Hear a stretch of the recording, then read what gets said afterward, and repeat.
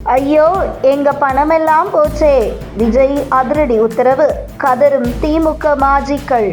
கடந்த திமுக ஆட்சியில் 2022ஆம் ஆண்டு முதல் பரந்தூர் விமான நிலையம் அமைக்கும் பணிக்கு அந்த பகுதியில் உள்ள சுமார் 13 கிராம மக்கள் 1100 நாட்கள் கடந்து போராட்டம் நடத்தி வந்தனர். மக்கள் போராட்டத்திற்கு சிறிதும் செவிசாய்க்கவில்லை அப்போதைய திமுக அரசு. ஆனால் சுமார் 1100 நாட்களை கடந்து நடந்து வந்த பரந்தூர் விமான நிலைய போராட்டத்தில் கடந்த திமுக ஆட்சி காலத்தில் கலந்து கொண்ட விஜய், பரந்தூர் விமான நிலையம் அமைக்கும் பணிக்கு எதிராக போராடி வந்த சுமார் 13 கிராம மக்களுக்கு ஆதரவாக குரல் கொடுத்தவர். மேலும் தமிழக வெற்றி கழகம் என்கின்ற அரசியல் கட்சியை தொடங்கிய பின்பு முதலில் விஜய் கலந்து கொண்ட களப்போராட்டம் என்பதும் பரந்தூர் விமான நிலைய போராட்டம்தான்.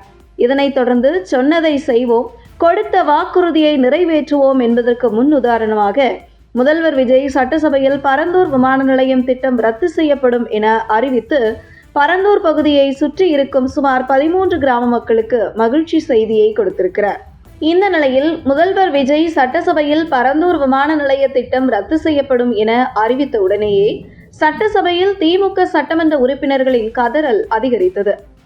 மேலும் பரந்தூர் விமான நிலையம் திட்டம் கைவிடப்படும் என்பதற்கு எதிர்ப்பு தெரிவித்து திமுக சட்டமன்ற உறுப்பினர்கள் வெளிநடப்பு செய்தனர்.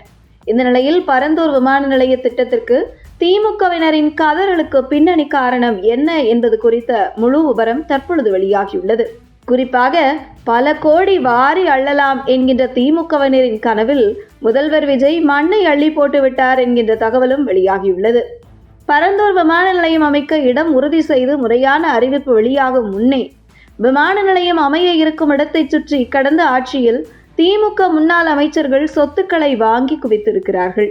குறிப்பாக திமுக முதல் குடும்ப உறுப்பினர்கள் தங்கள் பினாமி பெயரிலும் சொத்துக்களை வாங்கி குவித்திருப்பதாக கூறப்படுகிறது. எப்படியும் பரந்தூர் விமான நிலையம் வந்துவிடும், நாம் வாங்கி குவித்து உள்ள சொத்துக்களை பல மடங்கு அதிகரித்து பல கோடி குவித்து விடலாம் என்கிற கனவில் மிதந்து கொண்டிருக்கிறார்கள் திமுக மாஜி அமைச்சர்கள். ஆனால் அவர்களின் கனவில் இடியை இறக்குவது போன்று அமைந்துவிட்டது முதல்வர் விஜய் பரந்தூர் விமான நிலைய திட்டம் ரத்து செய்யப்பட இருக்கிறது என்கிற அறிவிப்பு.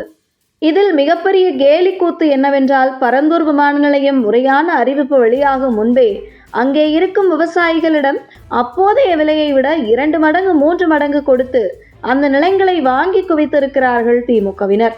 ஆனால் பரந்தூர் விமான நிலையம் அறிவிப்பு வெளியான பின்புதான் அங்கிருந்த விவசாயிகள் தங்கள் நிலத்தை இதற்காகத்தான் 2 மடங்கு 3 மடங்கு அதிக விலை கொடுத்து வாங்கியிருக்கிறீர்களா என ஏமாற்றம் அடைந்திருக்கிறார்கள் அந்த பகுதி மக்கள்.